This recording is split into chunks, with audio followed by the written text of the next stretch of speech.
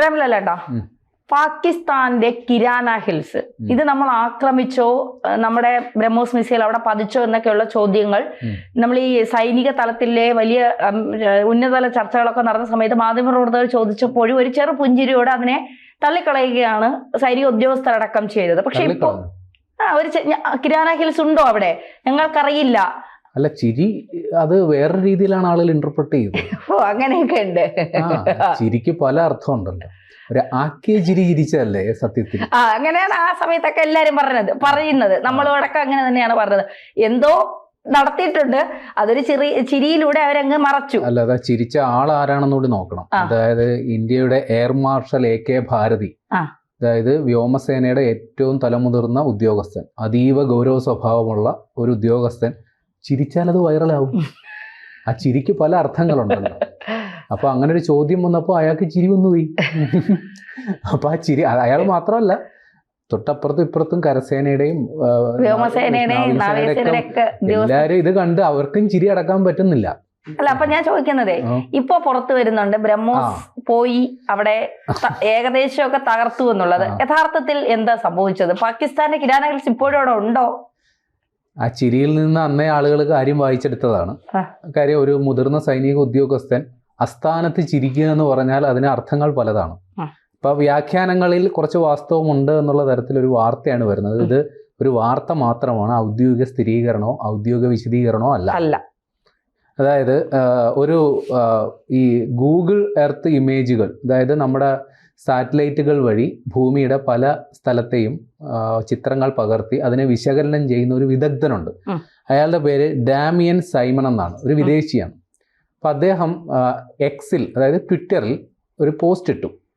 അപ്പോൾ അത് അയാൾ ഉദ്ദേശിച്ചത്, ഈ ഇന്ത്യയുടെ ഓപ്പറേഷൻ സിന്ദൂറിൽ മെയ് 10-ാം തീയതിയാണ് ഇന്ത്യ പാകിസ്ഥാനിലെ വിവിധ സൈനിക കേന്ദ്രങ്ങൾ ബ്രഹ്മോസ് മിസൈൽ ഉപയോഗിച്ച് ആക്രമിച്ചത്. അപ്പോൾ ആ ലിസ്റ്റിൽ ഈ കിരാന ഹിൽസ് ഉൾപ്പെട്ടിട്ടുണ്ടോ ഇല്ലയോ എന്നുള്ളതായിരുന്നു ചോദ്യം. അപ്പോൾ എല്ലാവരും അതിനെക്കുറിച്ചുള്ള അന്വേഷണത്തിലായിരുന്നു. പക്ഷേ ഇന്ത്യ അത് സമ്മതിച്ചുമില്ല, പാകിസ്ഥാൻ അവരിട്ട് വെളിപ്പെടുത്തിയതുമില്ല ഇങ്ങനൊരു ആക്രമണം നടത്തിയതായിട്ട്. അപ്പോൾ ഇദ്ദേഹം അതിൻ്റെ ഈ സാറ്റലൈറ്റ് വഴിയുള്ള ഗൂഗിൾ എർത്ത്, നമുക്കും ഇപ്പം നമ്മുടെ വീടടക്കം സെർച്ച് ചെയ്ത് ഗൂഗിൾ എർത്ത് വഴി സെർച്ച് ചെയ്ത് നമ്മുടെ വീടിൻ്റെ അടക്കം ഒരു അവ്യക്തമായൊരു ചിത്രം നമുക്ക് കിട്ടും. അപ്പോൾ അത് വിശകലനം ചെയ്യുമ്പോഴായിരിക്കും അതിൻ്റെ യഥാർത്ഥ വസ്തുതയെന്ന് അറിയുന്നത്. ഈ ഡാമിയൻ സൈമൺ എന്ന് പറയുന്നത് ഇക്കാര്യത്തിലൊരു വിദഗ്ധനാണ്. അദ്ദേഹം മുൻപും ഇത്തരത്തിൽ കുറച്ച് ചിത്രങ്ങളൊക്കെ ഇട്ട് അതിൻ്റെ വിശകലനം നടത്തിയിട്ടുള്ളതാണ്. അത് വാസ്തവമാണെന്ന് പിന്നീട് തെളിഞ്ഞതുമാണ്. അപ്പോൾ ഈ ഡാമിയൻ സൈമൺ എക്സിൽ കഴിഞ്ഞ മെയ് 10-ാം തീയതിക്ക് ശേഷം ഈ കിരാന ഹിൽസിൽ ഉണ്ടായ മാറ്റങ്ങൾ സംബന്ധിച്ച് അയാളുടെ എക്സ് അക്കൗണ്ടിൽ ചിത്രങ്ങൾ സഹിതം പോസ്റ്റ് ചെയ്തു.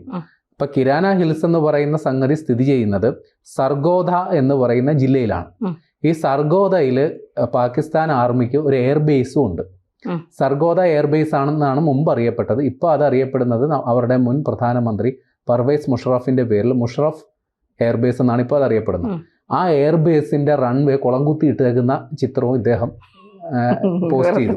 അതായത് അത് റിപ്പയർ ചെയ്ത അവസ്ഥയിലുള്ളതും പോസ്റ്റ് ചെയ്തിട്ടുണ്ട്. അപ്പോൾ ഈ ചിത്രങ്ങളിൽ നിന്ന് നമ്മൾ വായിച്ചെടുക്കണം, കിരാന ഹിൽസിൽ ആക്രമണം നടന്നിട്ടുണ്ട്. പക്ഷെ ഇന്ത്യയുടെ സൈനിക നേതൃത്വമോ ഇത് സംബന്ധിച്ച് യാതൊന്നും ഇതുവരെ പറഞ്ഞിട്ടില്ല. പാകിസ്ഥാൻ എങ്ങനെ ഞങ്ങൾക്ക് ക്രെഡിറ്റ് ചെയ്യുന്ന അവർ പറയുമോ?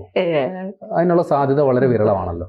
അപ്പോൾ കിരാന ഹിൽസിൽ ഈ ഗൂഗിൾ എർത്ത്, അതായത് സാറ്റലൈറ്റ് ഇമേജുകൾ അതൊരിക്കലും കള്ളം പറയില്ല.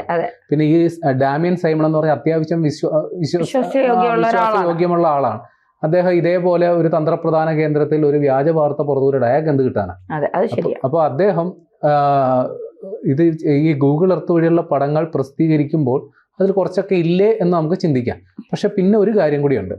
ഈ കിരാന ഹിൽസിൽ പാകിസ്ഥാൻ്റെ ആണവ കേന്ദ്രമുണ്ട്, അല്ലെങ്കിൽ അവരുടെ ആണവായുധം സൂക്ഷിച്ചിരിക്കുന്ന സ്ഥലമാണെന്ന് ഏകദേശം എല്ലാവർക്കും അറിയാവുന്ന ഒരു പരസ്യമായ രഹസ്യമാണ്. അവിടെ 1980 അവിടെ ഒരു ആണവ പരീക്ഷണം നടന്നിട്ടുണ്ടെന്ന് പോലും ചില സൂചനകളുണ്ട്. അപ്പോൾ ഇവിടെ ഈ മലനിരകളിലെ നമ്മുടെ ഇറാനിൽ ഫോർദോ എന്ന് പറയുന്ന സ്ഥലത്ത് മലനിരകളുടെ ഉള്ളിൽ ആണവ ഇന്ധനം സൂക്ഷിച്ചു എന്നാണ്. സമാനമായ സാഹചര്യത്തിലാണ് ഇവിടെയും കിരാന ഹിൽസിലും ആ മലനിരകളുടെ ഉള്ളിൽ ഏതോ അറയിലാണ് ഇവർ ഈ ആണവ ആയുധങ്ങൾ സൂക്ഷിച്ചിട്ടുള്ളത്. അപ്പോൾ ഈ എക്സിൽ അയാൾ പടം പോസ്റ്റ് ചെയ്തതിൻ്റെ പിന്നാലെ ഒരുപാട് കമൻറ്റുകൾ വന്നു, ചില ചോദ്യങ്ങളും വന്നു. അപ്പോൾ ഒരാൾ ചോദിക്കുന്നുണ്ട്, ഈ ആണവ കേന്ദ്രത്തിൻ്റെ ഉള്ളിലോട്ട് കടന്നു ചെന്ന് ഇന്ത്യ ആക്രമിച്ചിട്ടുണ്ടോ? അതായത് ഈ മിസൈലുകൾ ഇന്ത്യയുടെ ബ്രഹ്മോസ് മിസൈൽ എന്ന് പറഞ്ഞ ഏതെങ്കിലും ഒരു സ്ഥാനം ലക്ഷ്യം വെച്ചാൽ അത് അണുവിട വ്യത്യാസം ഇല്ലാതെ അവിടെ ആക്രമിക്കുന്ന. ഇപ്പൊ നമുക്ക് വേണമെങ്കിൽ കിരണ ഹിൽസിന്റെ ഒരു വാതിലിന്റെ തുറന്ന് നമ്മുടെ ചെറിയ ചിത്രങ്ങൾ വന്നല്ലേ ഏതോ ഒരു ഭീകര കേന്ദ്രത്തിന്റെ ടെറസ് തുറന്ന് അകത്ത് പോയി പൊട്ടിയത്. അപ്പൊ അതേപോലെ ഇവിടെ എന്തെങ്കിലും അത്തരത്തിൽ ആക്രമണം നടന്നിട്ടുണ്ടോ എന്ന് ഒരാൾ ചോദിച്ചു. അപ്പൊ ഇദ്ദേഹം അതിനൊരു മറുപടി പറഞ്ഞതും കൂടി പ്രസക്തമാണ്. അപ്പൊ ഇയാൾ പറയുന്നത് അവിടെ അങ്ങനെ അത്തരത്തിലൊരു ആക്രമണം നടന്നതായിട്ട് എനിക്ക് തോന്നുന്നില്ല. ഈ ആണവ നിലയത്തിന്റെ എൻട്രി പോയിന്റും എക്സിറ്റ് പോയിന്റും ഉണ്ട്, അതായത് ഇതിന്റെ പ്രവേശന കവാടവും പുറത്തോട്ടിറങ്ങി അവിടെയും ഏതെങ്കിലും ആക്രമണം നടന്നതായിട്ട് എനിക്ക് തോന്നുന്നില്ല. പക്ഷേ ആ മലനിരകളുടെ ഒരു ഭാഗം നല്ലപോലെ തകർന്നിട്ടുണ്ട്. അതിൻ്റെ ആ തകർന്നതിൻ്റെ ഭാഗത്ത് നിന്ന് കുറച്ചങ്ങ് മാറിയാണ് ഈ പറയുന്ന ആണവ നിലയത്തിന്റെ പ്രവേശന കവാടവും പുറത്തേക്കുള്ള കവാടവും. അപ്പോൾ ഇന്ത്യ ഇതുകൊണ്ട് ഉദ്ദേശിച്ചത് ഒരു വാണിംഗ് അറ്റാക്കാണ്. അടങ്ങിയിരുന്നോണം ഇല്ലെങ്കിൽ പണി എട്ടിൻ്റെ തരും എന്നുള്ള വാണിംഗ് അറ്റാക്കാണ് കൊടുത്തത്, അല്ലാണ്ട് നേരിട്ട് ആ ആണവ കേന്ദ്രത്തിൽ കയറി അടിച്ചിട്ടില്ല എന്നുള്ളതാണ്. ഇനി അതവിടെ നിൽക്കട്ടെ. ഇത് സംബന്ധിച്ച് പാകിസ്ഥാൻ ഇതുവരെ മിണ്ടിയിട്ടില്ല. പക്ഷേ പാകിസ്ഥാൻ അല്ലാണ്ട് തന്നെ അവരുടെ പ്രധാനമന്ത്രി ഒരു സ്ഥിരീകരണം നടത്തിയിട്ടുണ്ട്, ഇത് ഇന്ത്യ ബ്രഹ്മോസ് മിസൈൽ കൊണ്ട് ആക്രമണം നടത്തി എന്നുള്ളത്. ഇപ്പൊ ഇന്ത്യ ഇക്കാര്യത്തിൽ നമ്മൾ ബ്രഹ്മോസ് ഉപയോഗിച്ചു എന്ന് ചില കാര്യങ്ങൾ പറയുന്നുണ്ടെങ്കിൽ അത് എത്ര എണ്ണം നടത്തി, ഏത് വഴി നടത്തി എന്നൊന്നും ഇതുവരെ പറഞ്ഞിട്ടില്ല. 3 സാധ്യതകളാണ് ബ്രഹ്മോസ് മിസൈലുകൾ ഉപയോഗിക്കാൻ പറ്റും. ഒന്ന്, നമുക്ക് വിമാനങ്ങളിൽ നിന്ന് തൊടുത്തുവിടാം, അല്ലെങ്കിൽ നമ്മുടെ കരസേന ഉപയോഗിക്കുന്ന റോക്കറ്റ് ലോഞ്ചറുകൾ വഴി തൊടുത്തുവിടാം, അല്ലെങ്കിൽ നമ്മുടെ നാവികസേനയുടെ ആണവവാഹിനി മുങ്ങിക്കപ്പലിൽ നിന്നോ യുദ്ധക്കപ്പലിൽ നിന്നോ തൊടുത്തുവിടാം. ഇതുപോലും നമ്മൾ പറഞ്ഞിട്ടില്ല. അപ്പോൾ ഇപ്പോൾ ഒരു വാർത്ത വന്നിരിക്കുന്നു, ഇന്ത്യ ഏതാണ്ട് 15 ബ്രഹ്മോസ് മിസൈലുകളാണ് പാകിസ്ഥാനിലേക്ക് തൊടുത്തുവിട്ടത്. ഈ 15 മിസൈലുകൾ തൊടുത്തുവിട്ടു. ഇന്ത്യ ലക്ഷ്യമിട്ടത്, അതായത് പാകിസ്ഥാൻ്റെ 13 വ്യോമസേന കേന്ദ്രങ്ങളുണ്ട്, അല്ലെങ്കിൽ സൈനിക താവളങ്ങളുണ്ട്. അതിൽ 11 ഇന്ത്യ ബ്രഹ്മോസ് മിസൈലുകൾ ഉപയോഗിച്ച് തകർത്ത് കളഞ്ഞു എന്നുള്ള വാർത്തകളാണ്. ഇപ്പോൾ ഇതും കൂടി ചേർത്തൊരു കാര്യം കൂട്ടി വായിക്കാം. എന്തുകൊണ്ടാണ് പാകിസ്ഥാൻ വെടിനിർത്തൽ അപേക്ഷയായിട്ട് മുമ്പോട്ട് പോകുന്നതെന്നുള്ള ഇപ്പോൾ വ്യക്തമായില്ല. കാര്യം അവർക്ക് ഇന്ത്യക്ക് കടുത്ത അതായത് അറ്റ കൈക്ക് അവർക്കെടുത്ത് പ്രയോഗിക്കാൻ പറ്റിയത് അവരുടെ ആണവായുധമാണല്ലോ. ഈ ആണവായുധം എന്ന് പറയുന്നത് ഈ കിരാന ഹിൽസിലാണ് അവർ സൂക്ഷിച്ചിരിക്കുന്നത്. അവിടുന്ന് ആണവായുധം വഹിച്ചുകൊണ്ടുള്ള വിമാനം എവിടുന്നാ പറന്നു വരേണ്ടതെന്നറിയാവോ?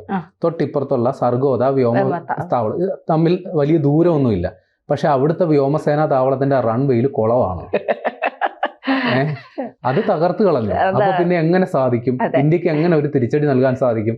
പിന്നെ മറ്റ് സൈനിക, അതായത് ഒരെണ്ണം, ബാക്കി 10 വ്യോമസേനാ താവളങ്ങൾ കൂടി ഇത് സമാനമായ അവസ്ഥയിൽ. ഇനി മറ്റൊന്നുകൂടെ ഉണ്ട്. ഈ പറയുന്ന ഡാമിയൻ സൈമൺ മറ്റൊരു കാര്യം കൂടി പറഞ്ഞിരുന്നു. അതായത് പാകിസ്ഥാൻ ഒരു അവകാശവാദം ഉന്നയിച്ചിരുന്നു. ഇന്ത്യയുടെ പഞ്ചാബിലെ അദംപൂർ എന്ന് പറയുന്ന സ്ഥലത്തെ സൈനിക താവളം അല്ലെങ്കിൽ വ്യോമസേനാ താവളം പാകിസ്ഥാൻ ആക്രമിച്ച് നശിപ്പിച്ചു എന്നാണ് പാകിസ്ഥാൻ അവകാശപ്പെട്ടത്. ഈ ചങ്ങാതി അതിൻ്റെ ഒരു ചിത്രം പുറത്തു വിട്ടിട്ട് പറഞ്ഞു അത് വ്യാജ വാർത്തയാണ്. കാര്യം അവിടെ യാതൊരു കുഴപ്പവും പറ്റിയിട്ടില്ല. പാകിസ്ഥാൻ അവകാശപ്പെട്ടത് എന്താണെന്നറിയോ? ഇന്ത്യയുടെ അവിടുത്തെ വ്യോമസേനാ താവളം ഞങ്ങൾ ആക്രമിച്ചു, ഒരു സുഖോയ് വിമാനം തകർത്തു, അവിടെ റഷ്യൻ നിർമ്മിത വ്യോമ പ്രതിരോധ സംവിധാനം ഉണ്ടല്ലോ S-400, അതും ഒരെണ്ണം ഞങ്ങൾ തകർത്തു എന്നുള്ളതാണ് പാകിസ്ഥാൻ അവകാശപ്പെട്ടത്. ഈ ഡാമിയൻ സൈമൺ എന്ന് പറയുന്നയാൾ ഈ ഇതിൻ്റെ വസ്തുത പുറത്തു വിടുന്നതിന് മുമ്പ് വേറൊരു സംഗതി ഉണ്ടായിരുന്നു. പ്രധാനമന്ത്രി നരേന്ദ്രമോദി അവിടെ ചെന്നിട്ട് ഈ പറയുന്ന വ്യോമസേനാ താവളത്തിൽ ചെന്ന് സൈനികരുമായി നിന്ന് സെൽഫി എടുത്തു. ഈ പറയുന്ന S-400 ഒക്കെ അപ്പോൾ കാണാം. അപ്പൊ ചുരുക്കി പറഞ്ഞ പാകിസ്ഥാനിൽ എന്ത് പറഞ്ഞു ന്യായീകരിക്കും? എന്ത് പറഞ്ഞാലും ഇന്ത്യ ഒരു അടപടലം. ഇതാണ് ഏതായാലും കിരാന ഹിൽസിൽ ഇന്ത്യ ആക്രമിച്ചു. പക്ഷെ അവിടെ നമ്മൾ ഒരു വാർണിംഗ് സിഗ്നലാണ് കൊടുത്തത്. അത് അക്കാര്യത്തിൽ വ്യക്തത വന്നു.